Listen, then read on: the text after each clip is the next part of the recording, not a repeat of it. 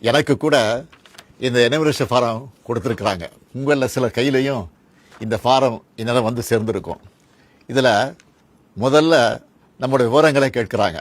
அதுக்கு அடுத்தபடியாக முந்தைய வாக்காளர் திருத்தப்பட்டியலில் உள்ள வாக்காளருடைய உறவினரின் பெயர் கேட்கப்பட்டிருக்கு. உறவினர்னா யார்? அப்பாவா, அம்மாவா, அண்ணனா, தங்கையா, கணவனா, மனைவியா, பசங்களா, யார்? எல்லாரும் தானே வாக்காளர் பட்டியல் இருப்பாங்க. இதில் ஏதாவது தெளிவு இருக்கா?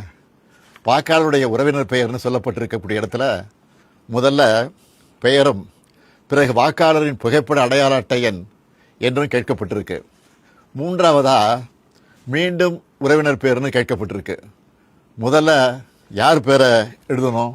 எந்த வாக்காளர் விண்ணப்பிக்கிறாரோ அவர் பெயரா அல்லது உறவினர் பெயரா?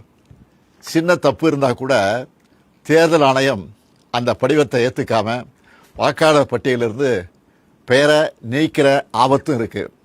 நினச்சி பார்க்கவே அச்சமாக இருக்குது. நல்லா படித்து அறிவார்ந்த பெரும் பொறுப்புகள் இருக்கக்கூடியவங்க கூட இந்த கணக்கீட்டு படிவத்தை பார்த்தா அவங்களுக்கு தலை சுற்றிடும்.